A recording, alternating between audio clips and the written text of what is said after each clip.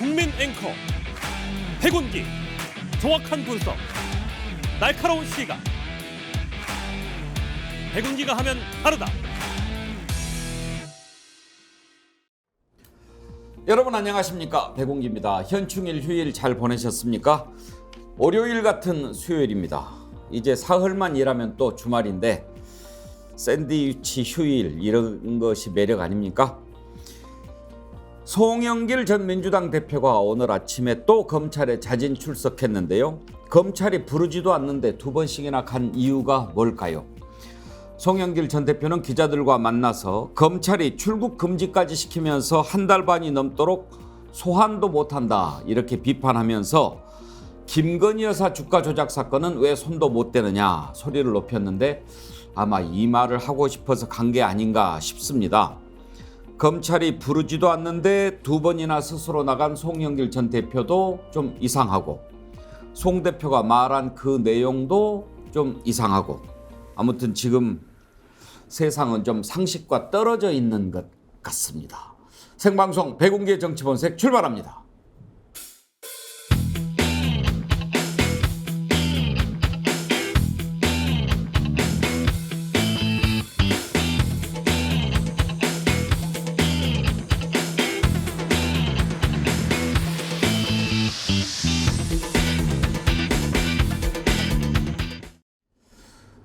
월요일 같은 수요일 함께할 네 분 패널 소개하겠습니다. 김두수 시대정신연구소 대표, 김철근 전 국민의힘 당대표 정무실장, 김주정 전 민주당 의원, 신인규 변호사 나오셨습니다. 어서 오십시오. 네, 안녕하세요. 반갑습니다. 진짜 오늘 월요일 같잖아요. 맞습니다. 네, 예, 어제 쉬어갖고 예. 예, 어제 잘 쉬셨습니까? 네. 너무 푹 쉬어갖고요. 푹 쉰 때가 납니다. 저는 밀린 집안일을 좀 했습니다. 예. 신인규 변호사는 뭐 하셨어요? 저도 뭐 어제는 모처럼 만에 휴일이어가지고요. 예. 푹 쉬었습니다. 컨디션이 아주 기운이 좋습니다. 좀 있으시네? 제가 알러지가 있어가지고 네, 그래요. 환절기마다 고생을 좀 합니다.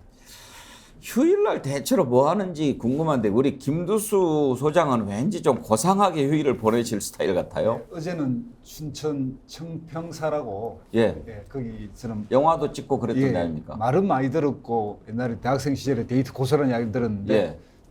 어쩌다 보니까 저 처음 갔습니다. 예. 가족들하고 같이 여행을 했는데 뭐 저희 가족 중에 이제 제 딸이 좀 외국에 이제 나갈 일이 있어가지고 그 기념으로 해서 이제 이틀 뒤에 나가는데요. 그래서 어제 그냥 가족 여행을 했습니다. 잘하셨습니다. 좋던가요, 청평사? 아주 좋던데요. 참 길도 뭐 산책 코스로도 좋고 물론 이제 이게 73년인가 하고 2008년에 이렇게 좀 중창한 행태인데 아직 그 옛날 모습은 뭐 완전히 옛날 모습은 아니지만 그래도 워낙 산수가 수려하고 역사적 의미가 있는 절이라서 굉장히 좋더라고요. 호수가 가까이 있는 절 아닙니까? 예, 그렇습니다. 배 타고 예. 소양강 배를 타고 들어가는 행식이니까 그 뭐 봄, 여름, 가을인가 뭐 그 영화의 배경이 아니었던가요? 그 배경은 옛날 그 청도 쪽, 그 경북 청도 쪽 거기 그렇습니까? 예, 청평사. 예. 저도 언제 한번 기회가 되면 가보겠습니다. 여러분의 댓글 참여 기다립니다. 유튜브 실시간 댓글 참여해 주시면 소개해드리고 두 분 선정해서 자연주의 화장품 글램모에서 드리는 선크림 아이크림 세트 보내드립니다. 선정이 되시면 우리 스픽스 이메일로 닉네임, 성함, 주소, 전화번호 남겨주시기 바랍니다. 그리고 주변에 우리 스픽스의 백운기의 정치본색 널리 알려주시고 구독, 권유해 주십시오. 정어리 때 100만 운동 펼치고 있는 것 잘 아시죠? 100만 정어리 만들어지면 모아지면 우리가 진실과 상식이 통하는 세상 더 빨리 다가갈 수 있습니다. 오늘 먼저 송영길 대표가 오늘 아침에 검찰에 자진 출석했는데 그 내용부터 한번 살펴보도록 하겠습니다. 지난번에도 부르지도 않았는데 갔다가 돌아가세요 해서 돌아왔는데 오늘도 나갔습니다. 예고도 하고 나갔는데 검찰이 또 계획 없다 이렇게 했습니다. 왜 나갔을까요? 오지도 부르지도 않았는데요. 그 내용도 한번 짚어보죠. 송영길 전 대표 오늘 검찰 서울중앙지검에 나가서 기자들에게 했던 얘기를 먼저 한번 들어보겠습니다. 도이치모터스 이철수 권오수 대표 등 주가 조작 관련 1심 재판 과정에서 검사들이 김건희 여사와 증권회사 직원 간의 통정 매매에 참여해 8만 주 매매 주문 전화 등 수많은 전화 통화 녹취록, 최은순과 증권회사 직원 간의 녹취록, 권오수 회장이 최은순, 김건희 모녀에게 수시로 내부 정보를 제공한 정황을 확보한 것으로 알려졌습니다. 그런데 이정근의 녹취록을 가지고 민주당 전체를 벌집 쑤셔 놓은 듯 요란하게 수사를 하고 국회의원 2명 구속영장을 청구한 검찰이 김건희 여사는 소환은커녕 서면 질문도 못하고 있습니다. 고양이 앞에 쥐 같은 모양새입니다. 들어보니까 김유정 의원 기자회견을 하려고 검찰청에 간 것 같은 느낌이 드는데요. 예, 작정하고 간 것 같습니다. 예. 그리고 이제 한 22장, 200장 고지 22장 분량의 이제 글을 그렇게 많이 예, 있었대요? 곧바로 올렸다고 하거든요. 이제 검찰이 또 이제 이번에도 시체말로 까인 거 아닙니까? 아직 준비 안 됐다 뭐 이런 차원인 것 같은데 그래서 미리 준비하고 작정하고 간 것 같고요. 그래서 이제 SNS에 그거 다 입장을 올렸다고 하는데 송영길 전 대표 입장에서는 답답하기도 할 것 같습니다. 왜냐하면은 우리 날짜는 4월 24일 날인가 이제 귀국을 했는데 예. 한 달 반이 됐거든요. 그때 당시에는 검찰도 막 빨리 귀국해서 수사에 협조해라 이런 취지였거든요. 그런데 한 달 반을 이렇게 지금 아무것도 못하고 있는 그런 상황이 됐기 때문에 송 대표도 지금 검찰 뭐 장난하냐 지금 이런 마음이 들 거라고 저는 생각이 들어요. 그래서 가서 그냥 어차피 검찰이 두 번째 간다고 해서 또 그럼 어서 오세요 수사합시다 이렇게 할 거 아니라는 거 뻔히 알기 때문에 가서 본인 입장 얘기하고 할 말 다 속 시원하게 했잖아요. 뭐 그 정도 얘기 저는 할 수 있다고 생각합니다. 다만 검찰이 이 문제를 계속 질질 끌면서 이제 무슨 경쟁 캠프 얘기까지 나오고 있지 않습니까? 그럼 뭐 민주당을 전체를 다 털겠다는 건지 제대로 준비는 된 것인지 이게 그런 생각이 들어서 뭐 총선까지 지금 얼마 한 9개월, 10개월 남았는데 그때까지 지금 이걸 끌고 가겠다는 그런 그 생각으로밖에 보이지 않기 때문에 저는 뭐 오늘 송 대표 얘기 가서 잘했다고 생각합니다. 예. 그 돈봉투 사건과 뭐 잘잘못을 떠나서요. 예. 속은 이야기하다가 시원했어요. 약간 열받으시는 것 같습니다. 아니 열이 받네요. 아니 왜냐면은 170석 민주당 이런 얘기 하는데 지금 뭐 경쟁 캠프 하면은 그러면은 홍영표, 우원식 캠프 3명이 대표 주자였는데 그럼 뭐 다 의원들 170명 다 털겠다는 건지 뭐 민주당을 아예 뭐 초토화시키려고 작정을 하겠다는 건지 그게 국정 아젠다인지 제가 묻고 싶은 거예요. 민주당 의원 170명 다 털 수 있죠. 김철근 실장 옛날에 그런 적 있었죠? 예, 한보 수사 할 수서 때요. 비리 때. 맞습니다. 그때 그 검찰이 그 수표를 추적을 했는데요. 예. 290명 정도의 의원들이 배설을 한 게 나왔어요. 오호. 그래서 290명을 다 구속시킬 수가 없잖아요. 예. 그래서 아마 그 정치적 흥정을 한 것 같아요. 각 당의 대표 선수 1명씩 구속을 해서 4명이 그 국회 상공위원회 뇌물 사건으로 변질돼서 4명이 기억나는 게 구속되는. 그때 뭐 김태식 의원 맞습니다. 예. 김태식, 홍인길 뭐 이런 예, 분들이 아마 예. 구속이 됐던 대표 주자들만. 맞습니다. 그러면은 마음만 먹으면 290명 다 입건이 될 수 있는 상황이었네요. 그때 그렇죠. 예. 네. 이번에도 그러면 그렇게 하려고 하는 것 같습니까? 민주당을? 그게 되겠습니까?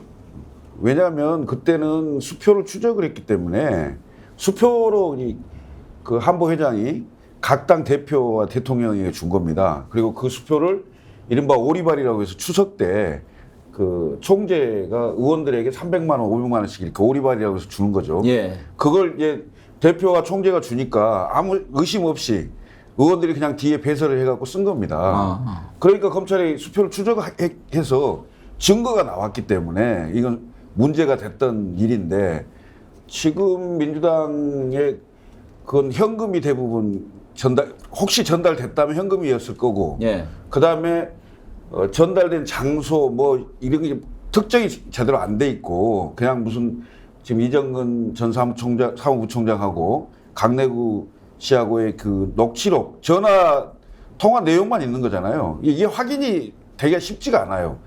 과거에 그 박이태 예. 전 대표가 돈봉투 사건이 있었잖아요. 그때 고승덕 의원이 나 300만 원 받았습니다. 네. 이렇게 했는데 그때도 박이태 전 대표의 계좌에서 1억 9천만 원 정도가 인출이 된 건 확인이 됐는데 누가 받았다는 사람이 아무도 없어요. 예. 그래서 확인된 건 고승덕은 300만 원밖에 확인이 안 됐습니다. 그래서 이건 수사에 굉장히 난점이 있을 수 있고요. 그 다음에 이제 경쟁 캠프 얘기까지 한다는 것은 완전히 겁죽이죠. 겁죽이 아니겠습니까? 송영길 대표 캠프만 했겠느냐 이런 의심으로부터 출발을 해서 각 캠프 뭐 들여다보겠다는 취지인데 이건 민주당 전체를 터는 건데 총선 앞두고 민주당 전체를 이런 식으로 털어서 이게 과연 여당의 득일지 야당 탄압 프레임으로 바뀌어서 야당한테 득일지는 모르겠어요. 제가 보기엔. 전 개인적으로 그런 생각은 듭니다. 대체로 이제 돈이 오고 가는 그런 범죄의 경우에 어떤 이권에 개입하는 그런 상황에서 돈이 이렇게 업자한테서 전달이 되고 그 돈을 받고 뭐 이익을 뭐 좀 주고 이런 경우는 정말 법으로 완전히 처단해야죠. 그런데 지금 논란이 되고 있는 민주당 돈봉투 사건은 경선 과정에서 이제 오고 갔다는 것 아닙니까? 이것은 정말 정치 자금도 자금이지만 정치 문화, 선거 문화, 정당 내에 이런 것을 완전히 좀 새롭게 하는 그런 계기로 삼아야지 이걸 가지고 막 검찰이 막 걸렸어 너 막 이렇게 몰고 가는 것처럼 보인다면 오히려 대체로 이럴 때 역풍 보는 거 아닙니까? 맞습니다. 한국 정당 문화의 선진화의 계기로 삼아야 되고요. 엄밀하게 이 부분은 정치를 하는 그러니까 국회의원이나 이런 분들이 조금만 손을 보면 이런 문제는 없는 문제입니다. 그러니까 근본적으로 전당대회에 참여하는 대의원의 사비, 음식, 일체 뭐 체류 비용 이것을 정당이 지원하지 않기 때문에 생긴 일이에요. 그러니까 한 300만 원이 뭐냐면 그 대의원들 버스 대절하고 오면서 식사하고 와서 좀 머물다가 돌아가는 비용이거든요. 그러니까 하물며 어떤 일이 벌어지냐면 제주도에서 전당대회 대의원이 오시는 50명의 비행기 값을 당이 지원할 수 없게 되어 있습니다. 그동안 어떻게 했냐면 약간 당의 지출 형식으로 좀 뭐 우회 지원하는 방식으로 제주도는 특별하게 했는데 그것조차도 정당법에 엄밀하게 말하면 또 불법이거든요. 이제 그럼에도 불구하고 했는데 이 당원 전체가 아니라 그러니까 이걸 뭐 돈을 줘서 표를 싼 게 아니라 그 비용, 그러니까 버스를 대절하는 비용이 그래서 정당의 주인인 대의원들이 전당대회에 참여할 때 그 비용 정도는 당연히 당비로 처리하게끔 정당법과 이게 바꿔줘야 될 문제이고요. 이게 잘했다는 건 아니지만 그런 정도의 그 정당 선거 문화의 일부분을 조금만 수정하면 되는 문제 정도입니다. 그런데 이게 이제 막상 이렇게 돼버리니까 이제 돈으로 표를 매수한 것처럼 되니까 굉장히 나쁜 범죄처럼 보이지만 이제 그런 측면에서 처음에 이 사건이 터졌을 때 일부 정치인들이 약간 뭐 대의원대회 이런 이야기를 한 이유가 바로 그런 거거든요. 그래서 이번 기회에 그런 것들을 좀 바로잡는 계기로 삼아야지 검사 조직에서 이걸 너무 정치적으로 이용하면 또 역풍이 불 수도 있다 이렇게 생각이 듭니다. 그러니까 우리가 이혈령, 비혈령이라고 하지 않습니까? 코에 걸면 코걸이, 귀에 걸면 귀걸이인데 검찰의 자의적 수사 이런 얘기가 계속 나옵니다.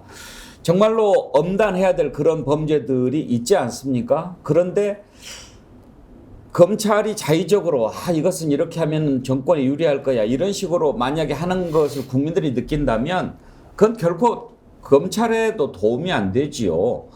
최근에 일어난 그 개인정보보호법 위반 혐의로 MBC 임 기자 압수수색한 것도 과연 MBC가 아니었어도 그랬을까? 바이든 날리면을 보도했던 임 기자가 아니었어도 그랬을까? 한동훈 장관이 관련된 것이 아니었어도 그랬을까? 그런 말이 나오지 않습니까? 그러니까 어느 정도 다 검찰의 상식적인 잣대를 보여줘야 국민들이 그 수사 결과에 동의하는 거지. 근데 신은기 변호사, 그나저나 왜 지금 송영길 전 대표는 출국 금지까지 시켜놓고 안 부르는 거예요? 예, 뭐 아무래도 이제 검찰이 소환 시점을 조율해서 이제 소환 통보가 가면 이제 그때 조사가 이루어지는 건데요.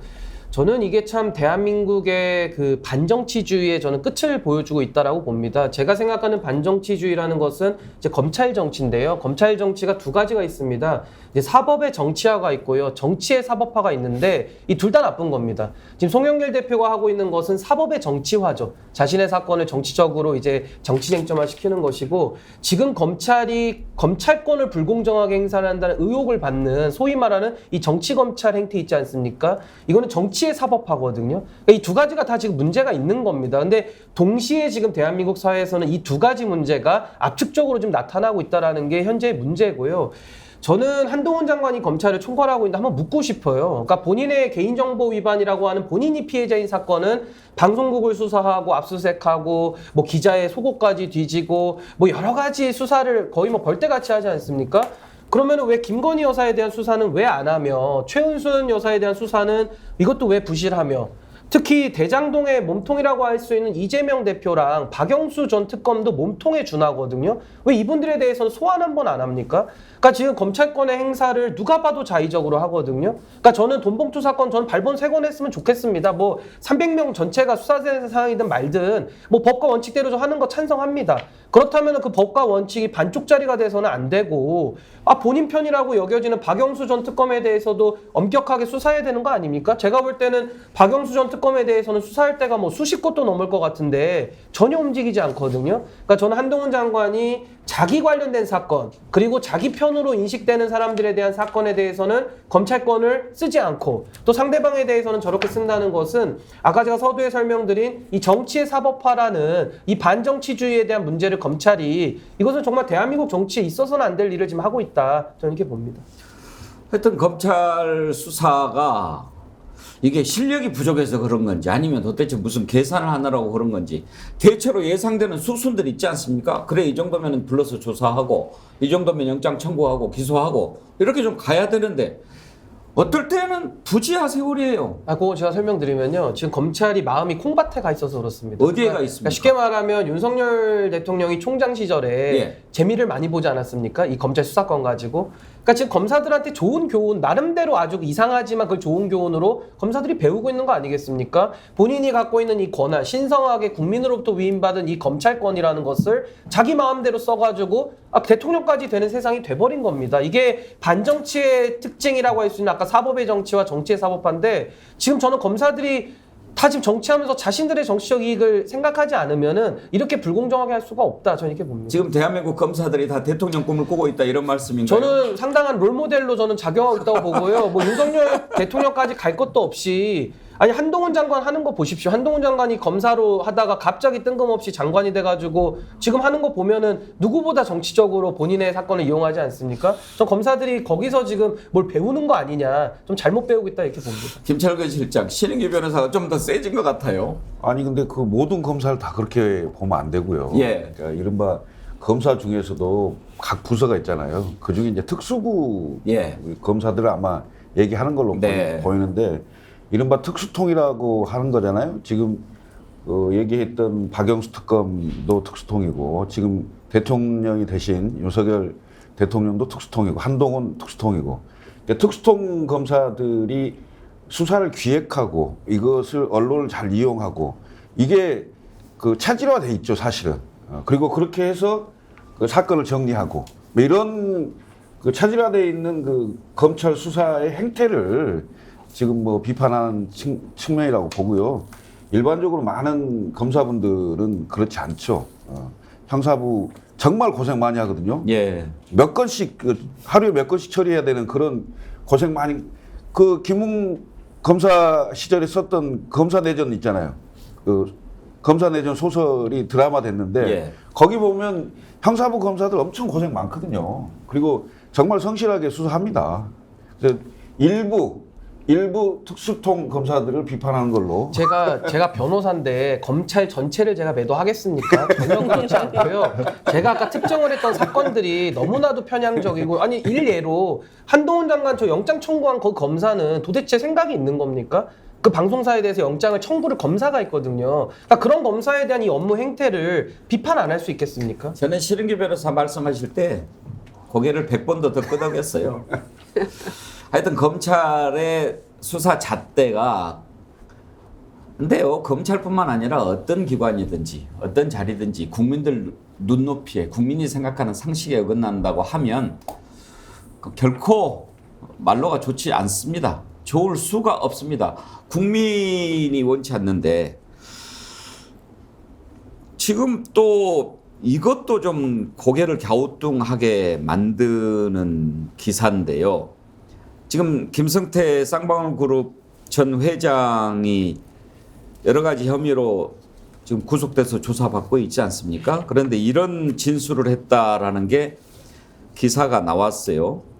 근데 이런 기사는 검찰이 안 알려주면 어떻게 하는가 궁금하긴 한데 한 달에 3천만 원씩 이화영 전 경기도 평화부지사를 통해서 이해찬 대표한테 전달했다. 이런 취지의 진술을 확보해서 지금 사실관계를 확인하고 있다는 거예요. 김두수 소장, 이런 거는 지금 검찰이 붙잡아 놓고 조사하고 있으니까 검찰에서 안 나오면 어디서 나옵니까? 맞습니다. 이거는 뭐 나올 곳은 검찰 말고는 없죠. 그리고 이제 이런 행태가 특수 쪽 그 수사의 기법인 것 같습니다. 수사가 막혀서 그 막힌 수사를 나름대로 다른 방식으로 물꼬를 돌리려고 언론에 흘려서 그쪽에 사회적 비난이나 이런 걸 집중시켜서 그게 다시 또 수사의 어떤 그 동력을 쌓는다든가 이런 방식. 뭐 좋게 이야기하면 옛날에 이제 과거 뭐 힘 있는 재벌 수사를 하려고 할 때 이제 그런 방식을 사용했다는데 이제는 그게 이제 버릇이 되고 그게 누적돼서 이제 실력이 없고 안 되는 일 그리고 정치적 뭔가 기획이 필요한 일 이런 걸 전부 다 이제 언론에 뭐 단독 보도니 특종이라든 이런 이름을 흘려가지고 수사의 동력으로 삼아서 여론을 동원하는 방식으로 하고 있고요. 그런 행태에서 정말 확인도 안 되는 물론 이게 사실일 수도 있고 사실이 아닐 수도 있는데 그냥 일반의 피의자가 검찰에 진술한 내용 또는 진술했는지 안 했는지도 모르지만 그렇다고 추정되는 내용을 언론에 흘리고 그래서 민주당에 말하자면 가장 이제 어떤 어른 역할을 하고 있는 이해찬 전 대표까지 이렇게 해서 민주당이 부도덕한 집단으로 몰아가려고 하는 그런 전체적 그림 속에서 끊임없이 이런 것을 생산해내고 있는 것 같고요. 이래서 재판에서는 안 나온 이야기가 이렇게 나오니까 또 두고 볼 일이지만 이런 식으로 특수통이 뭔가 자기들이 알려야 될 일들을 언론 플레이를 통해서 이렇게 한다는 거는 이제는 뭐 국민들도 이제 이런 진실을 알게 되지 않을까 이렇게 생각이 듭니다. 근데요, 김유정 의원, 지금 보면 이게 검찰이 적폐청산도 아니고 모든 그 수사하고 있는 것들을 살펴보면은요, 송영길, 이해찬, 이재명, 그리고 이제 또 문재인 전 대통령, 박지원 전 국정원장, 서훈, 서욱 계속 그 전 정부 그 당의 주요 당직을 맡았던 사람들 쪽을 빙빙 돌아요. 그러니까요. 이제 앞으로 한 4년 퇴임하는 시점에 아마 윤석열 대통령이 이렇게 말할 겁니다. 문재인 정권 때문에 나는 아무것도 못했다. 이렇게 얘기하고 퇴임을 하지 않을까 싶은데요. 그 4년을 어떻게 우리가 기다릴 수 있을지는 잘 모르겠고 중간에 무슨 일이 일어날지 두고 봐야 될 문제죠. 그런데 이 지금 검찰발 무슨 월 3천만 원씩 2년간 줬다 이런 얘기들은 누구도 알 수 없는 이야기고 어떤 근거로 이런 이야기가 나왔는지 알 수 없는 이야기들입니다. 이건 검찰발이라면 이거 명백한 피의사실 유포는 명백한 범죄 행위잖아요. 근데 그런 것들을 이렇게 아무렇지도 않게 이렇게 흘려보내고 있는 상황인 거죠. 저희가 사실 이재명 대표 처음 얘기할 때 두 가지가 제일 큰 건이었습니다. 아주 무슨 큰일이라도 난 것처럼 1년 넘게 떠들어댔던 두 가지가 있잖아요. 대장동 428억 저수지에 묻어두고 쓰려고 했다. 두 번째는 쌍방으로 해서 변호사비 대납해줬다. 이 두 가지였어요. 이거 가지고 미주알, 고주알 계속해서 떠들어댔는데 이거 다 어디 갔습니까 지금? 428억 어떻게 됐죠? 변호사비 대납건 어떻게 됐죠? 지금 온데간데 없이 사라졌어요. 이슈에서. 그러고 났더니 또 이제 3천만 원 매달 줬다. 이런 얘기 나오고 있는 거 아닙니까? 그러니까 검찰이 이런 식으로 사건을 풀어나가기 때문에 송영길 대표는 처음에 돈봉투 사건 터졌을 때 이거는 무슨 야당 탄 이렇게 얘기하지 않았죠. 그런데 민주당을 다 샅샅이 털 생각으로 검찰이 이렇게 한다면 이건 야당 탄압으로 규정할 수밖에 없는 상황으로 가는 거예요. 그래서 김건희 특검법 한다고 하니까 그제서야 조금 압수수색 하는 신용만 했잖아요. 그거 얘기 안 할 수 있습니까? 그리고 김연아 의원 검찰이 송치됐잖아요. 그런데 사무실 한번 털었다는 얘기 나왔습니까? 압수수색 했다는 얘기 나왔어요? 검찰이 이런 식으로 편파적으로 정치적으로 하고 있기 때문에 검찰에 대해서 우리는 성토할 수밖에 없는 것이고, 어떤 하나의 사건을 보면 이거는 정치적 의도가 다분하고 다분히 편향적으로 가고 있구나라고 규정할 수밖에 없는 거죠. 인사청문회 때 나온 한동훈 장관의 개인정보 가지고 지금 이 난리를 치고 있는 거 아닙니까? 최강 의원까지 압수수색 할 일입니까 이게? 언론과 의원들이, 청문위원들이 그 청문 대상자에 대해서 검증하는 거는 당연한 책무였어요.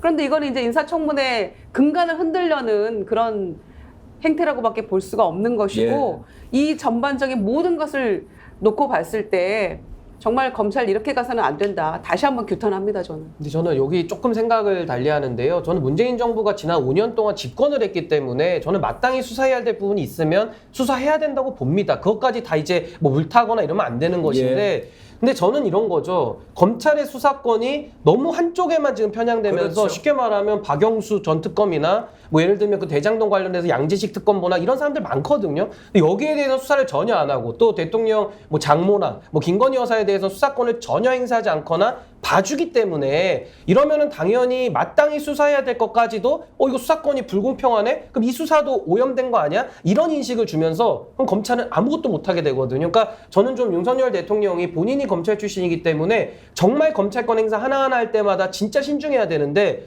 정말 막 하는 겁니다. 그러면서 한동훈 장관 개인 거에 대해서는 저렇게 열을 놀리니까 이런 비판은 좀 마땅하다 이렇게 봅니다. 그렇죠. 이것도 수사를 해야 공정하다는 얘기를 듣지 않겠습니까? 이것만 수사해가지고 어떻게 공정과 상식에 부합하겠습니까? 공정상식 얘기는 하지 말든지, 공정상식을 기치로 내걸고 정부를 만들었으면은 공정상식 걸맞게 좀 해야 되지 않겠습니까? 근데 검찰 수사를 통해서 예를 들면 국정 운영의 동력을 삼는다든지 뭐 지지율을 올린다든지 이런 생각을 하는지 모르겠는데, 검찰 수사는 공격이 아니고 그야말로 방어적 수단이거든요. 대체로 야당을 공격하는 걸로 생각하지만 여당은 야당이 이렇게 부패한 집단이라고 반사이익을 얻을 수 있는 것일 뿐 공격 득점을 하는 게 아니에요. 득점을 하려면 경제를 좋게 하고 민생을 편안하게 하고 외교를 잘하고 한반도 평화를 안정시키고 이런 걸 해야 공격을 해서 그 득점을 하는 거예요. 득점할 생각을 않고 지금 방어만 하고 있는 거죠. 근데 대체로 우리는 검찰 수사를 하면 야당을 공격하는 거기 때문에 공격으로 생각하는데 절대 공격이 아니고 방어 수단에 불과하다. 이걸로 지지율을 올려서 뭐 내년에 어떻게 해보겠다. 꿈 깨라. 이 말씀을 꼭 하고 싶습니다. 지당하신 말씀입니다. 어제 술 좋은 걸로 드셨나요? 예, 많은 분들이 글 보내주셨는데요. 캠핑카님, 김유정님, 그게 바로 논두렁식의 2탄입니다. 홍기성님, 검사들 모든 사건을 조작해서 본인들도 무엇이 진실인지도 모르는 것 아닌가요? 진선화님, 특수부 실력이 유치원 실력입니다.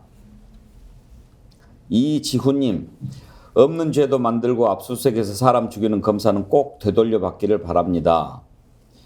임금님 기회 캔디님, 선택적 수사, 선택적 소통, 선택적 기소, 선택적 비행기, 선택적 압수수색, 이 정부는 초이스 정부네요. 네, 아주 날카로운 지적해 주셨는데요. 또 한 분 소개해 드릴까요? 이선정님, 제 이름이 선정인데 선정된 적이 한 번도 없어요. 정어리 때 화이팅.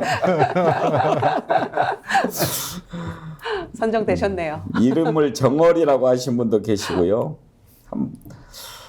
김수종님, 어디가 아프다는 말씀은 그만하시고 어떻게 해야 나아질 수 있는지 알려주세요. 스픽스 고객센터 상담원님과 통화했는데 제발 우리 국민이 어찌해야 될지를 알려주시면, 아이고, 스픽스 고객센터 상담원이 어떻게 우리 국민이 어떻게 해야 될지 알려드릴 수 있겠습니까? 함께 우리 정치분석 보시면서 고민하시죠. 그러면 진실에 더 가까이 다가갈 수 있고 또 상식이 어떤 것인지 우리가 정확히 알 수 있으니까요. 김수종님 그렇게 해주시기를 바라고. 이거 보다가 속보가 떠서 제가 아주 깜짝 놀랐는데 속보 혹시 보셨나요? 박희영 용산구청장이 보석으로 석방됐네요. 예, 저도. 야, 진짜. 요즘 영장 발부하는 판사님이나 이런 걸 허락하는 판사님들도 사회적 기본 그 평균적 인식에서 너무 벗어나는 것 같아요. 국민들이 이러니까 특검청에 대한 뭐 당연한 이런 생각을 할 수밖에 없고. 오늘 이렇게 정말 화가 나는 게 오늘 이제 그 이태원 유가족들이 특별법 제정하라 촉구하면서 농성 이제 시작을 하는데 거기에 이제 이재명 대표랑 다 함께 했거든요. 본청 계단에서. 그런데 그날 김희영 구청장을 또 이렇게 보석 박희영. 허가를 네. 박희영 구청장을 또 보석 허가를 해주는 이건 정말 이게 일부러 이렇게 하는 게 아닌가 싶을 정도로 공교롭습니다. 그런데 우리 국민들 뭐 윤석열 대통령 약자 얘기하잖아요. 약자를 보호해야 된다 얘기하고 막 자유 얘기하는데 지금 이분들의 이 피눈물을 생각하면 그것만으로도 지금 윤석열 이 정권은 고개를 들 수가 없어야 마땅하거든요. 그런데 누구 한 사람이 책임지는 사람이 없이 이렇게 그냥 유야무야 흘러가고 있는데 이건 반드시 짚어야 되고 특별법도 만들어야 되고 그 유가족들이 도대체 내 아들 딸들이 어떻게 지금 그 순간에 마지막을 이렇게 그 맞이했는지조차 모르는 상태로 이렇게 세월이 흘러가고 있는 거잖아요. 누구 한 명도 책임 안 지고. 용산 경찰서장 한 명이 잘못해서 159명이라는 그 젊은 목숨들이 희생됐네요. 지금 참 저 보석이라는 건 이제 재판부가 낸 거긴 한데 참 저도 보면서 씁쓸하고요. 이게 뭐 유전무죄, 무전유죄처럼 보여질 거 아니냐, 사법 불신으로 이어질 수밖에 없다는 생각이 들고 이태원 참사는 사실 행안부 장관부터 해서 지금 탄핵소추 당해 있지 않습니까? 이 정부 전체적인 문제를 돌아봐야 되는 것인데 최근에 그 오발령 사태까지도 이렇게 돌이켜보면은 하나도 나아진 게 없는 이런 상황 속에서 앞으로도 국민들이 그럼 도대체 누구를 의지하고 살아야 되는가 이런 의문이 남거든요. 그렇다면은 윤석열 대통령이 좋아하시는 게 수사하고 책임자 처벌인데 그 처벌이라도 좀 제대로 해야 될 거 아니겠습니까? 근데 그것조차 안 된다 그러면은 정말 이 나라엔 희망이 없죠. 완전히 근본부터 다 바꾸지 않으면 희망이 없죠. 처벌을 하는 것을 부담스러워하는 걸까요? 일단 뭐 인정을 안 하겠다는 생각이 있는 것 같고요. 오기인 것 같고 이런 문제에서는 당연히 용산구청장을 사퇴시키고 이제 뭐 새로 이렇게 용산구청을 구성해야 되는데 이렇게 보석이 되면 용산구청장 업무가 재개되는 거 아닌가 싶은데요. 지금 뭐 이제 구속 무죄 상태를- 추정 원칙에 따라서 아직 예. 저 판결이 안 났으니까 재개되겠죠. 복귀할 수 있는 거 아닙니까? 맞습니다. 그러니까 이게 원래 이제 2차 재판에 유죄가 되면 이제 완전 중지가 되거든요. 예. 그 전까지는 그 결재가 가능하단 말입니다. 옥중 결재가. 그런데 보석까지 되면 이제 용산구청을 출근해가지고 이게 업무 재개하겠다는 건데 국민들이 이게 용서할 수 있을까요? 방통위원장은 기소됐다고 면직했잖아요.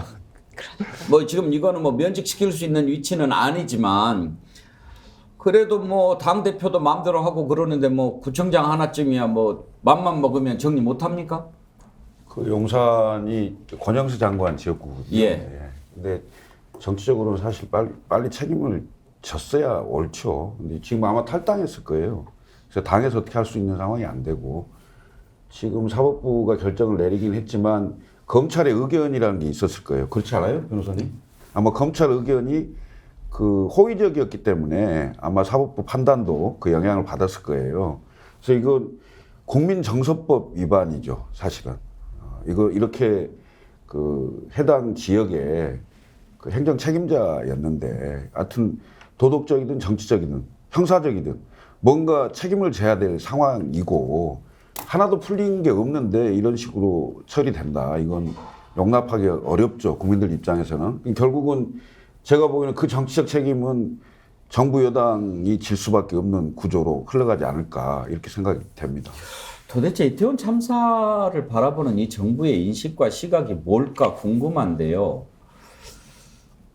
되게 우리가 이제 책임을 이야기할 때는 잘못에 대한 책임도 있지만 그로 인해서 너무나 큰 상처를 입고 비탄에 빠져 있는 유족들도 있고 또 국민들이 그 어마어마한 재난을 바라보면서 느꼈던 그런 고통도 있으니까 거기에 대해서 이제 정치적인 책임을 지고 그러는 게 정치적인 해법 아닙니까? 그래서 장관이 뭐 구체적인 범법 뭐 잘못이 뭐가 있겠습니까? 장관이. 그렇지만 어떻게 서울 시내 한복판에서 159명이 압살을 당해서 죽습니까? 이거 말이 안 되는 거 아닙니까? 그런 일이 일어났는데도 주무장관을 안 바꿔요. 이런 정치는 본 적이 없어요. 그래서 국민들이 놀라고 기함하고 그러는 거 아닙니까? 그런데 버텨요. 국회에서 안 바꾸니까 탄핵을 해도 버텨요. 이러는 정부를 어떻게 참 정말 답이 없는데, 자, 그래도 그러면 좀 뭔가 느끼게라도 해줘야 되는데 그러지 않잖아요. 그나마 잡아 넣은 게 용산서장, 용산구청장인데 여기도 뭐 머리 아프다고 그러니까 그걸 또 석방을 해요. 그러면 그 유족들은 심정이 어떻겠습니까? 오늘 보니까 법무부는 또 뭐 사형제 시효를 폐지한다고 뭐 그런 법 개정안을 내놓는다고 그러는데 왜 그런 법을 내놓습니까? 국민들이 생각하기에 저런 흉악범은 정말 사형을 시켜야지 이런 그런 마음들이 있기 때문에 뭐 지금은 뭐 사형제 딱 사형 선고를 받아도 몇 년이죠? 뭐 25년인가 30년 지나면은 집행을 또 못 하잖아요. 그것을 이제 없애가지고 더 강하게 하겠다라고 하는 건데 그런 것은 그렇게 대응하면서 아니 교도소 들어갔고 머리 안 아픈 사람 누가 있어요? 아니 저는 교도소 안 들어가도 지금 머리가 아픕니다. 정말 머리가 찌근찌근 아프기도 한데 저는 정말로 정부가 이 신상필벌이라는 것을 무너뜨리면요. 당장은 편할 수가 있어요. 근데 이게 장기적으로는 신뢰를 다 잃는 거거든요. 이게 좀 비약적일 수도 있습니다만은 제가 한 20대 중후반의 친구들을 만나면 어떤 얘기를 하냐면요.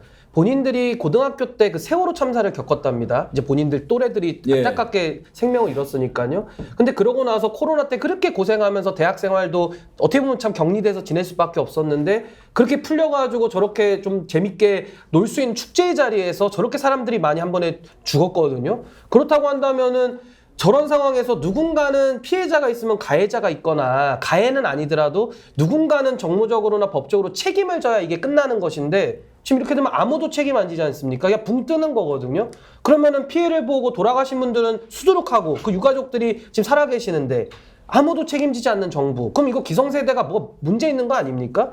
그럼 그 의사결정을 하고 경찰을 정비에 경비 업무에다 투입할 수 있는 권한을 가진 사람들은 사인을 해야 되는데 사인을 안 했고 그래가지고 사람들이 거기서 그렇게 한 번에 돌아가셨는데 거기에 대해서 아무도 책임을 안 진다? 그럼 저는 지금은 20대 중반 이 세대들에게 도대체 나라는 그럼 왜 있어야 되고 뭘 했냐는 겁니다. 아니 그렇게 선거 때는 20대 30대 표 달라고 구걸했으면서 자기들이 권한을 가지면은 아무것도 안 하고 사람들은 피해만 주고 이거 좀 뭐 이상하지 않습니까? 그러니까 머리가 아픈 거예요 국민들이 지금. 박혜영 청장만 아픈 게 아니고. 좀 상식에 맞게끔 모든 일이 좀 일어났으면 좋겠습니다.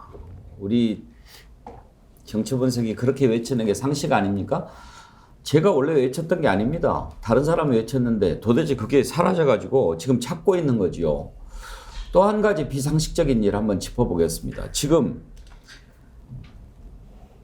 방송통신위원장 면직시켰죠. 그리고 차기 위원장으로 MB정부 때 홍보수석을 했던 이동관 특보를 지명한다는 얘기가 나온 지가 지금 꽤 됩니다. 근데 아직도 지명 발표가 없습니다. 그것도 궁금하고 이동관 특보 관련해 가지고는 여러 가지 지금 의혹들이 나오는데 그 중에 하나가 자녀 학폭 문제입니다. 지난번에 정순신 국가수사본부장. 국가수사본부장 네. 임명했다가 그래도 하루는 했죠. 사흘인가 그랬던 것 같은데요. 네. 그랬다가 학폭 문제 나와가지고 그만뒀잖아요. 스스로. 근데 지금도 그런 문제가 나오는데 그때 당시에 인사를 검증했던 법무부 한동훈 장관이 알았다면 그렇게 안 했을 거다. 그런 얘기를 했어요. 지금은 이제 나와서 다 국민이 다 알아요. 그런데도 만약에 내정한다면 지명한다면 그땐 또 뭐라고 해명할지도 궁금하고 이게 사실이 아닌 것으로 밝혀졌다는 것인지 하여튼 이것도 궁금하고 왜 지명을 아직까지 안 하는지도 궁금하고 또 한 가지 궁금한 것은 기자회견을 곧 한다고 그러더니 지난주에 한다고 그러더니 안 하고 이번 주도 지금 오늘이 수요일인데 아직도 언제 한다는 얘기가 없고 이건 또 왜 안 하는 건지 그것도 궁금하고 언제 한다는 건지 궁금하고 왜 이렇게 국민을 궁금하게 만듭니까? 일단 이동관 특보의 자녀 학폭 문제, 아들이죠. 아들 학폭 문제. 민주당의 장경태 최고위원이 했던 얘기를 먼저 한번 들어보시죠. 피해당한 학생들의 진술 내용은 다음과 같습니다. 이 땡땡은 작년 3, 4월부터 이유 없이 팔과 가슴을 수차례 때렸고 선택 과목 시간에 복싱 헬스를 배운 뒤 연습을 한다며 침대에 눕혀서 밟았다. 이 땡땡은 친구와 저를 같이 불러서 어떨 때는 나보고 친구를 때리라고 말하고 때리지 않으면 안 때린다고 나를 때렸다. 이 땡땡은 기숙사 복도에서 친구와 땡땡과 싸움을 하라고 시켰다. 나는 땡땡과 싸우지 않았는데 이 땡땡은 그럼 둘 다 맞아야겠네 라며 이유 없이 때렸다. 이 땡땡은 나와 다른 친구를 부하로 생각하는 듯 나를 즐겁게 해줘라. 친구를 때리고 와라고 말하며 말도 안 되는 행동을 시켜놓고 하지 않으면 목이나 머리를 잡고 흔드는 폭력을 행했다. 이 땡땡은 손톱을 내 침대에서 깎고 침대 곳곳에 뿌려놓거나 시험 기간에 깨워주지 않았다며 자기 잘 때까지 잠을 재우지 않았다. 친구가 이 땡땡을 피해 다니자 왜 피해 다니냐며 친구의 머리를 책상에 300번이나 부딪히게 했다. 공포와 압박에 떨고 시달렸을 학생과 교사를 대신하여 제 모두 발언으로 공개하겠습니다. 문제가 있다면 저를 고발하시고 학폭 은폐를 위해 노력한 이동관 전 대변인의 활약을 기자님들께서 잘 취재해 주시길 바랍니다. 김두수 수장 만약에 저게 사실이라면 상당히 좀 질이 안 좋네요. 아주 안 좋죠. 거기다가 저거는 뭐 조폭들이나 하는 짓이잖아요. 거기에 이제 정순신 아들하고 비교해 보면 거기는 그래도 법적인 걸 이용해서 피해 가려고 노력했는데 여기는 이제 권력을 동원해서 아예 그 법적 적용을 일치 안 받게끔까지 나갔으니까요. 그러니까 저 아들이 한 짓은 뭐 정순신하고 뭐 그 비슷한 영역에 거의 뭐 권력이나 뭐 힘을 가지면 또는 자기가 좀 우월하다고 생각하면 상대를 짓밟아도 된다고 생각하는 뭐 그런 이게 이해할 수 없는 저는 폭력 행위를 했는데 여기에 이제 이동관 그때 당시에 청와대 홍보수석이었을 겁니다. 대변인 홍보수석 그 뒤에는 특보까지 했는데 그러한 권력의 힘을 이용하지 않았으면 전학을 아무런 그 학생 기록부에 남기지 않고 전학 갈 수 있는 것까지 했겠냐 이렇게 생각이 들고요. 뭐 마저 이야기를 한다면 대통령도 이런 사실을 다분히 알고 있을 것임에도 불구하고 이렇게까지 언론을 띄운 거는 언론에 어쨌든 애도불로 띄어서 또는 진짜 임명하고 싶은 사람 따로 있어서 정말 그 제품의 하자 불량품을 내놓고 그보다 조금 나은 걸 하나 더 내놓을 생각인지 이건 이해할 수 없는 뭐 사석 작전도 아니고요. 이해할 수 없는 이런 그 내정 사실이 보도되는 걸 보면 이 정권이 정말 막장으로 가고 있는 거 아닌가 이런 생각이 듭니다. 근데 김유정 의원 자식 문제를 어떻게 애비가 마음대로 할 수 있겠습니까? 이제 다만 저는 그 이동관 특보 멘탈이 참 대단하다고 생각하는 게 지금 뭐 공직자들 뭐 이렇게 장관급 찾으려고 그래도 청문회 무서워서 잘 안 한다고 고사하는 사람들이 많다는 거 아닙니까? 그러면 저 자녀 학폭 문제가 있다면 그거야 뭐 이제 부모가 참 죄송하다고 이제 생각하는 그런 부분인데 그 잘못이 자기 때문은 아니라 하더라도 이런 것들이 청문회를 하면 다 나오잖아요. 그런 건 무서워서 또는 그렇게까지 해서 가정이 막 상처받고 다시 또 불거져 나오고 이러는 게 괴로우니까 되게 공직에 안 나가려고 하는 거 아니에요. 또 사실 또 저렇게 하면 공직에 나간다는 말을 하기도 좀 뻔뻔한 거고 그런데도 그냥 하겠다고 하는 거 보면 참 대단하다 싶어요. 예. 이 정권은요, 양심도 없고 상식도 없고 또 이 공직에 내정되려고 하는 사람들도 다 마찬가지 그냥 같은 물에서 놀고 있는 것 같습니다. 그러니까 이동관 내정자 정말 실제로 정말 방통위원장이 내정이 된다면 저는 이거는 후쿠시마 오염수 방류에 버금가는 이건 그 재난 상황이라고 저는 생각을 합니다. 그래서 절대로 막아야 된다고 보는데 장경태 최고위원이 이제 과방위 소속이라서 아마 이제 청문위원으로서 그 활동을 하게 될 텐데 저는 정순신 사태를 왜 반면교사 삼지 않는가에 일단 너무 황당하고요. 그리고 그거 가지고 그렇게 이제 낙마를 시켰는데 더한 상황에 놓인 그 가해 학생의 부친을 방통위원장에 앉히겠다고 지금 저렇게 뜸을 들이고 있다는 자체는 정말 이거는 어불성설이죠. 더군다나 이동관 그 특보가 과거에 이제 방송 장악 관련해서 뭐 고소대마왕 뭐 이런 별명도 있고요. 하도 고발 많이 해가지고 뭐 MBC, YTN 뭐 할 것 없이 정말 무수히 많은 그 언론 장악과 그 방송 탄압을 위한 악행들을 저질렀었는데 조국 사태 때였나요? 그 즈음에 방송 나와서 한 얘기가 있어요. 자식은 부모의 거울이라는 얘기를 했어요. 이동관 특보가. 지금 누구 보고 하는 얘기입니까, 그게? 본인의 지금 자녀가 이런 엄청난 조폭의 버금가, 조폭보다 더한 일이죠, 이거는. 그 학생들 수준에서 이건 얼마나 끔찍한 그 일이었겠습니까? 그런데도 지금 공직에 나서겠다고 이렇게 하는 거 보면 또 이런 사람을 한상혁 위원장 임기 2달 남겨놓고 밀어내고 지금 이런 사람을 앉히겠다고 하는 이 정권에 대해서 절대로 저는 용서해서는 안 된다고 생각을 하고요. 이동관 스스로 이거를 본인이 하라고 해도 안 하겠다고 하는 게 상식이겠죠. 그게 공정 아니겠습니까? 근데 신인기 변호사, 네.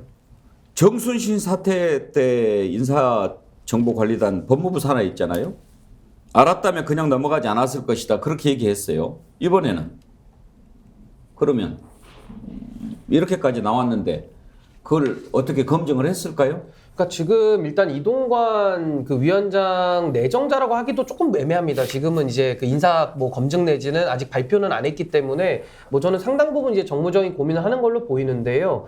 만에 하나 이제 곧 기사처럼 이제 내정이 된다면 내정 호소인이라고 합시다. 뭐 내정 호소라고 한다면은 정말로 그때는 한동훈 장관에 대해서는 이것은 뭐 책임을 물을 수밖에 없을 겁니다. 왜냐하면 정순신 사태에서는 몰랐기 때문에 그건 무능에 대한 책임을 져야 되고요. 이번에는 알면서도 만약에 묵과했다 이러면은 이거 뭐 그냥 이상한 인사 막 대도 인사정보관리단이 브레이크를 걸기는커녕 오히려 그냥 협조하고 있는 거 아닙니까? 이런 잘못된 뭐 학폭 있는 인사까지도 정무직 고위직에 올라갈 수 있는 것이 윤석열 정부의 인사 기준은 아닐 거 아닙니까? 그렇다면 한동훈 장관은 이번엔 알았기 때문에 그러면은 그 도덕적 기준이 이런 학폭에 대한 문제까지도 고위 정무직으로서 타당하다고 본다는 뜻인데 그럼 인사정보관리단이 있을 이유가 없죠. 그래서 전 이 부분에 대해서는 이제 법무부가 책임을 또 질 수밖에 없다 이렇게 봅니다. 근데 이거 그 언론 기사에 따르면 이동관 특보는 대통령실에 관련 논란 사실관계를 상세하게 소명했고 대통령실도 이 문제는 일단락됐다고 판단하고 있는 것으로 전해졌다. 이미 학폭 문제에 대해서 소상하게 얘기를 했다는 거 아니에요?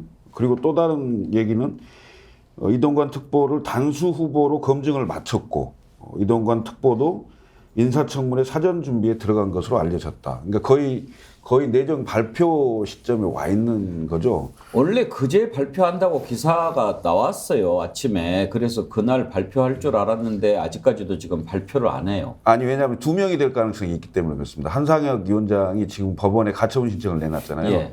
그 여부가 확정이 안 됐기 때문에 아마 사전에 발표하기가 쉽지 않을 거예요. 가처분이 만약에 인용돼 버리면 해버리면 복귀를 하기 때문에 네. 방통위원장이 2명이 생기는 꼴이 되죠. 뭐 이제 그 청문회 거쳐야 돼, 임명되니까.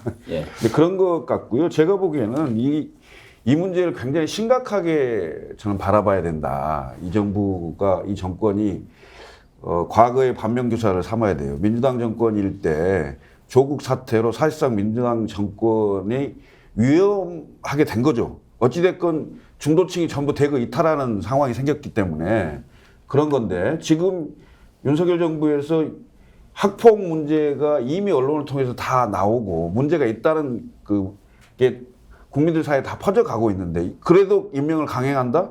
이런 상황은 제가 보기에는 민주당 정권일 때의 조국 사태와 버금가는 그런 위험 신호가 올 수 있다. 저는 그렇게 보입니다. 근데 이제 정수신 변호사 그 사건보다 훨씬 더 죄질이 불량하고 너무 심각한 문제잖아요. 지금 내용들을 장경태 최고가 얘기한 내용들 뭐 오마이뉴스 비롯해서 굉장히 자세하게 다 보도가 됐는데 그 내용들을 봤을 때 학폭위조차도 이게 안 열린다는 게 이게 말이 되는 겁니까? 그리고 이명박 정부의 실세가 아니었다면 이렇게 지나갔을까요? 그리고 지금 이게 이제 10년 전 일이기 때문에 다 성인이 됐고 그 피해자들은 지금 어디서 어떻게 지내고 있는지도 정말 안타깝고요. 그런데 명문대 진학했다는 거 아닙니까? 전학 가서. 그러니까 똑같은 지금 양상으로 흘러가고 있는데도 기준과 원칙은 동일하게 적용이 돼야 되죠. 그런데 이동관 특보는 예외입니까? 한동훈 장관이 뭐라고 할지 정말 궁금해요, 이제는. 이거는 이제 알았지만 소명했으니까 괜찮다 이렇게 지금 얘기할 건가요? 소명하고 그걸 받아들였다. 그 문제 안 된다라고 생각을 했다. 이런 얘기인데 차라리 강아지를 괴롭히면 더 화가 나고 이렇게 자녀들 문제에 대해서는 전혀 공감을 하지 못하고 그러는 건가요?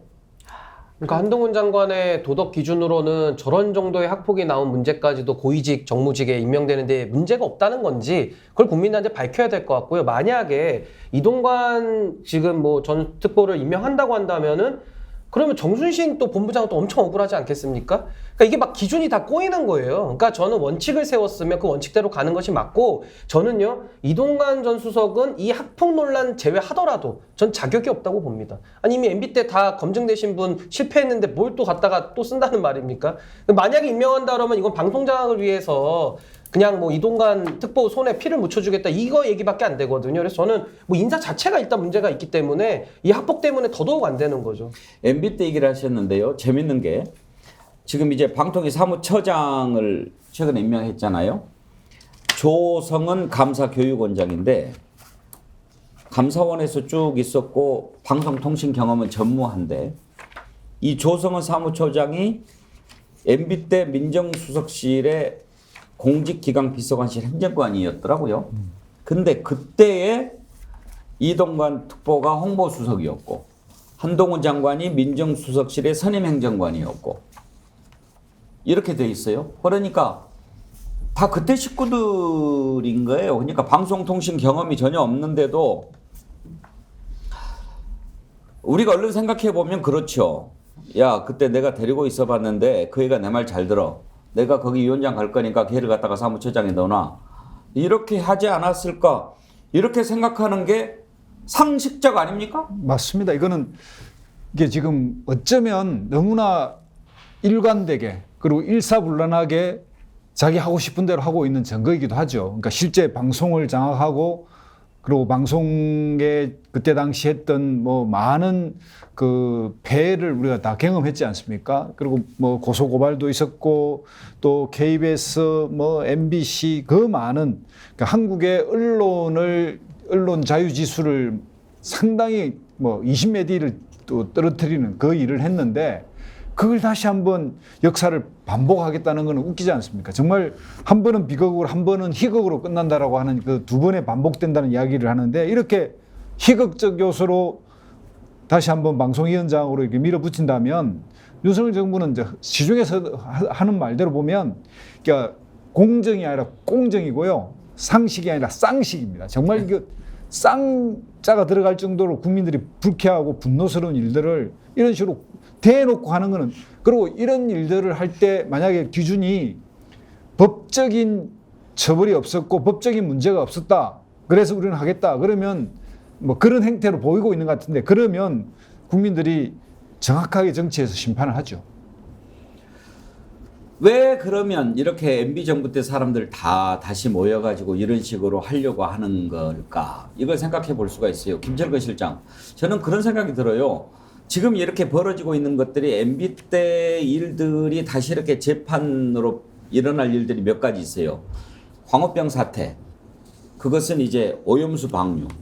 그리고 그 뒤에 이제 또 뭐 이제 세월호는 박근혜 때지만 그건 이제 또 이태원 참사. 뭐 이런 것들. 야, 그때 다뤄봤잖아. 이런 생각을 해서 그러는 거 아닐까 싶어요. 아마 그럴 가능성이 높죠. 왜냐하면 한번 해봤기 때문에.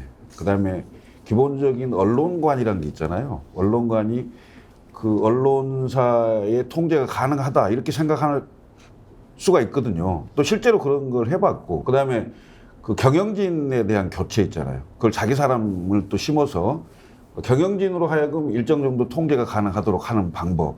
이런 여러 가지 방법들을 아마 동원할 수 있고 그런 것을 기획할 수 있는 사람을 필요로 할 수도 있죠. 왜냐하면 이만큼 학폭 논란이 세게 나오는 상황임에도 불구하고 계속 여론을 살피면서 밀어붙이려고 하는 걸 보면 결국은 언론 장악에 필요한 사람이라고 생각할 수밖에 없지 않나 이런 생각이 좀 듭니다. 왜냐하면 과거 전력이 말해주고 있거든요. 지금 대변인 홍보수석 하고 있는 김은혜 홍보수석이 당시 이동관 그 홍보수석 밑에서 대변인, 부대변인을 했고요. 그 다음에 지금 사무처장으로 가 있는 사람도 방금 얘기했듯이 인연이 있는 사람들이잖아요. 청와대 근무를 같이 해본. 그래서 그 손발이 맞을 수 있는 사람을 사전에 이미 한상혁 방통위원장 면직시키고 바로 사무처장을 바꾸고 이런 조치들을 하는 걸 보면 제가 보기에는 시간만 남아있지 결국 내정을 하고 임명 과정으로 가지 않을까 이런 생각이 듭니다. 근데 이거는 되게 안타까운 건 게요. 윤석열 대통령이 그러니까 민주당 정부에서 총장을 지냈고 이제 보수 지형으로 넘어오지 않았습니까? 근데 대통령이 임명하는 자리가 한 6,000개 정도 된다고 해요. 그러니까 고위직들이. 근데 보내려는데 사람이 없지 않겠습니까? 뭐 검사해봐야 몇 명 되겠습니까? 그러다 보니까 이 보수 정권에서는 박근혜 대통령에 대한 수사를 직접 했기 때문에 친박과는 거의 이제 뭐 건널 수 없는 강을 건넌 사이고, 그럼 남은 것이 이제 보수의 이준석 대표로 상징됐던 신주류들 내지는 그 주류들은 이미 다 축출이 됐기 때문에 남은 거는 MB 세력밖에 없는 겁니다. 근데 MB 세력들은 사실 윤석열 대통령 처음 당선인 됐을 때 첫 비서실장이 장제원 의원이거든요. 예. 이분도 MB 사람이에요. 그리고 뭐 권성동 의원도 마찬가지고 MB 정부 때 법무비서관 했고, 그러니까 이분들이 대통령실 들어가서 초기에 멤버를 세팅할 때 누구로 했겠습니까? 다 자기 사람들 보좌진들 데려다가 꾸린 거예요. 그러니까 자연 발생적으로 지금은 MB계가 차근차근 이 정부를 접수해 나가는 거 아니냐. 매우 안타까운 일이다. 저는 이렇게 생각합니다. 지금 이제 청문회를 만약에 하게 된다고 하더라도 과방위원장이 장제원 의원 아닙니까? 네. 그러면 또 어떻게 진행될지 우리가 또 그림이 그려져요. 뭐 매우 편파적으로 진행을 하겠죠. 만약에 내정이 된다고 하면.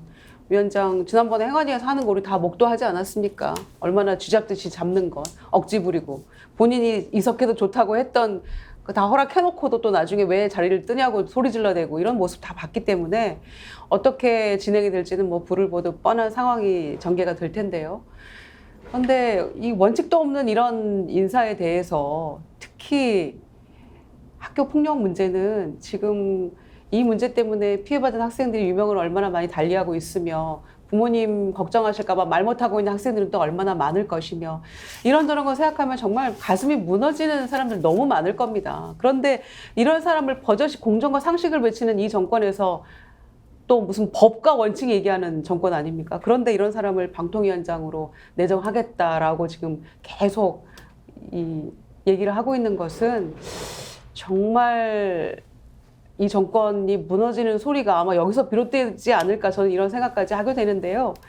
차곡차곡 이 선거를 위한 준비를 이미 돌입한 게 아닌가 이런 생각이 들어요. 야당 다 털고 언론 이렇게 장악해 가고 또 노조는 뭐 검폭 운운하며 경찰들 승진시켜 주겠다고 하면서 책임 묻지 않겠다고 하면서 캡사이신 준비하고 이런 과정들이 차곡차곡 이 선거를 준비해가는 과정으로 이미 돌입한 게 아닌가 이런 생각이 들어서 우려가 되고요. 청계천 돌아다니고 있는 MB, 그다음에 윤석열 대통령을 둘러싸고 있는 수많은 MB 인사들, 이거는 뭐 이미 십몇 년 전 데자뷰가 그대로 다시 한번 재현되고 있는 이런 모습인데 내년 선거를 위한 이런 이 전조 증상으로 다 나타나고 있는 게 아닌가 이런 생각이 듭니다. 방금 김유정 의원 법과 원칙 얘기하셨는데 노박구님이 법과 원칙은 소맥에 말아서 쳐드셨습니다. 그런데요, 지금 이제 아까 검찰 얘기했는데 검찰이 지금 여러 가지 수사를 하고 있는 것도 우리가 두 가지 문제 지적하지 않았습니까? 이것도 해야 되는데 이것만 하는 것. 그리고 뭔가 다 그 속셈이 이렇게 있는 것처럼 보인다는 것. 딱딱 공정하게 법의 잣대에 따라서 하고 있는 것 같지가 않다는 것. 그걸 검찰 수사에서 우리가 짚어봤는데 지금요 이동관 특보가 방통위원장 간다고 하는데 그 전에 있었던 일들이 뭔가가 이동관의 그림자가 어른거리는 것들이 많이 있었어요. 김두 소장 보십시오. 방통위원장을 면직시키기 전까지 해왔던 일들이 쭉 있지 않습니까? 뭘로 저거를 정리를 할까? 하여튼 맨 처음에 그만뒀으면 했는데 그만 안 두니까 국무회의 나오지 마세요. 뭐 이래가지고 알아서 좀 그만두세요. 근데 이제 대체로 보면 잘못한 것이 좀 있는 사람들은 그럴 때 금방 그만두죠. 뭐 째드릴까요? 말 안 해도. 예를 들면 성관이 사무총장, 사무처장 그만둔 것도 본인들 자녀 채용 관련해서 좀 찔리는 게 있으니까 곧바로 깨갱한 거 아니겠어요? 근데 이제 한상혁 방통위원장은 뭐 나는 걸릴 거 없다 이래 생각한 모양이에요. 그러니까 이제 결국은 TV조선 재승인 관련해서 수사해서 기소하고 그냥 기소한 것만 가지고 정리를 해버리고 또 그 전에 언론 관련해서 또 여러 가지 문제들 나왔지 않습니까? 그런 것들 정리하고 또 이제는 KBS 수신료까지 해가지고 이제 KBS 잡으려고 하고 이렇게 딱 다져놓고 그러니까 꼭 그 도로 공사하는데 아스팔트 깔기 전에 페이로드로 딱 밀고 뭐 불도저로 정리하고 이런 다음에 짜잔 하고 등장하는 것 같은 이런 게 보이지 않습니까? 일련의 기획이 존재하는 느낌, 그리고 뭔가 프로그램 이 시간 순서가 세팅되어 있다는 느낌, 이런 게 있고, 뭐 느낌이 아니라 사실상 우리가 이제 목도하고 있죠.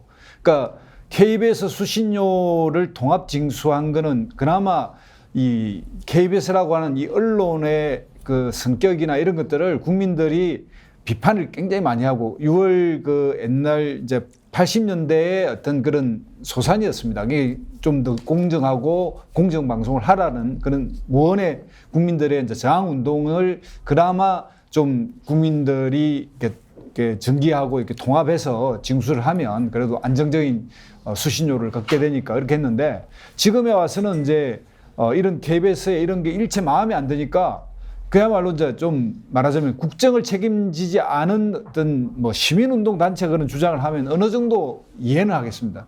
그러니까 국가의 KBS가 그 뭔가 이 정치 보도만 있습니까? 수많은 교양 프로그램 그리고 뭐 다큐멘터리하고 우리 사회의 또 재난 방송국의 역할, 물론 KBS 내부의 핵심이나 그들이 우리 사회 뭐 방송의 언론의 뭔가 기득권적 요소라든지 이런 건 있습니다만은 이런 식으로 수신료까지 막 압박하는, 그러니까 조금 그 간장종직만큼 속 좁은 밴댕이 속 같은 그런 식으로 이런 언론을 좀 더 개혁하고 좀 더 국민들의 어떤 주인에게 돌려줄 생각을 하는 게 아니라 정말 정권의 하수인으로 부려먹으려고 하는 뭔가 코투레를 뚫어서 이걸 우리가 통제해야겠다는 이 발상으로 나오는 이런 방식이라면 이 국민들이 가만히 있겠습니까?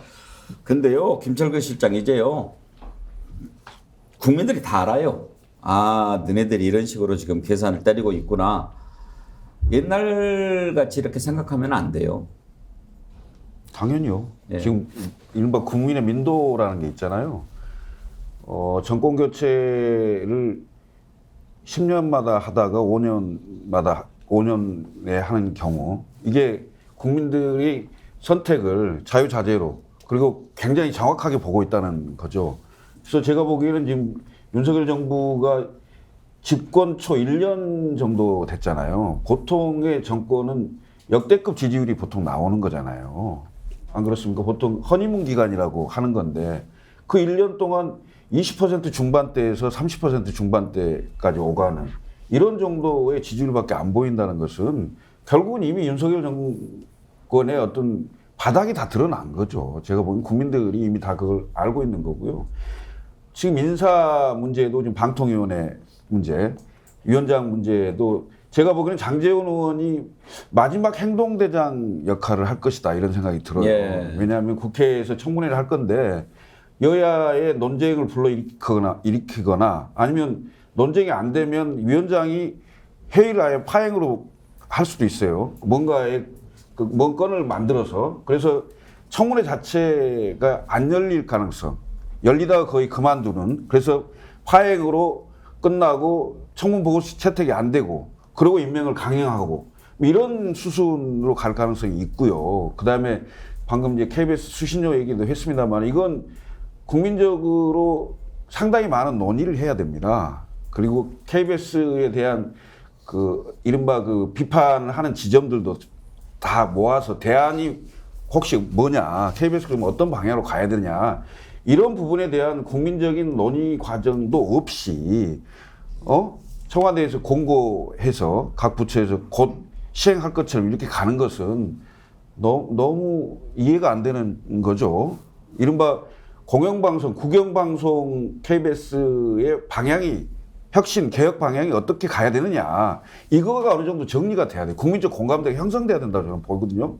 이런 거 없이 바로 뭔가 KBS가 약점으로 잡힐 수 있는 수신료 이걸 가지고 뭔가 KBS를 좌지우지하려고 한다. 이건 안 통할 겁니다.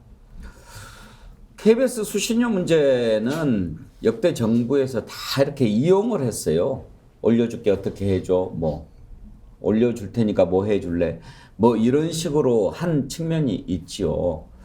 이번에도 그걸 벗어나지 못하는데, 수신료 문제는 언제 기회가 되면 또 한번 다룰 기회가 시간이 있겠습니다만, 공영방송이죠, 국영방송이 아니고. 근데 제대로 된 공영방송 만들려면 공영방송 모델이 있지 않습니까? 영국 BBC, 일본 NHK 어떤 식으로 하고 있는지 딱 들여다보고 그 기준에 맞춰서 이렇게 하니까 공영방송 되더라. 공영방송이라는 게 뭡니까? 국민이 내는 수신료로 운영되는 방송 아닙니까? 그래서 권력으로부터, 자본으로부터 자유롭게 국민을 위한 방송이 되라는 것 아닙니까? 맨날 국민의 방송 하는데 정말 국민의 방송답게 하고 있는지 한번 국민들이 판단하게 하고, 그리고 저는 그렇게 생각해요. 광고도 아예 못하게 하고 수신료 올려줘서 수신료만 딱 갖고 한번 방송해봐. 시청률 같은 거 신경 쓰지 말고, 그리고 쓸데없는 거 하지 말고, 그냥 말만 국민의 방송이라고 그러고 공영방송이라고 그러면서 다른데 방송하는 거 다 똑같이 따라서 하고 말이죠. 그러니까. 뭐 이상한 드라마도 계속 뭐 따라서 하고 예능 프로도 하고, 그러려면 뭐하러 공영방송 타이틀을 달아요? 그냥 광고만 하고 수신료 안 받고 그냥 해버리면 되지. 다 똑같은 것 같아요. 그러니까 이 상식을 그쪽에서도 회복을 해야 돼요. 아무튼 이건 나중에 기회가 되면 한번 또 다뤄보기로 하고, 하여튼 김유정 의원, 네. 이 국민들을 우습게 보다가 하여튼 큰 코 다친다 하는 것을 한번 좀 크게 한번 얘기해 주세요. 예, 왜냐면은 지금 MB 시즌2 정권이긴 합니다만 2008년과 2023년은 너무나 많은 것들이 변화가 있었어요. 그리고 언론의 지형도 그때 같지 않습니다. 그때는 유튜브가 있었나요? 무슨 팟캐스트가 있었나요?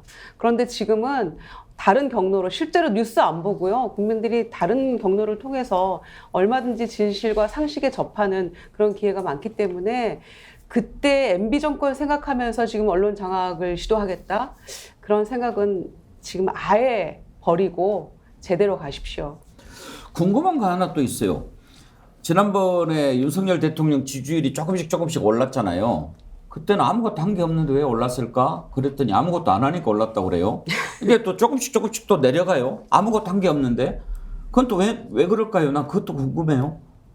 아시는 거 있습니까? 이렇게 못하고 있잖아요. 오염수 방류 문제도 있고 이런 이동관 얘기 나오고 이러고 있는데 이게 지금 잘했다고 박수칠 문제는 아니지 않습니까? 조금 오른 거는 사실은 외국에 한 달 이상을 해서 언론에 굉장히 많이 노출되는 과정에서 자기 지지자들의 결집이 있었습니다.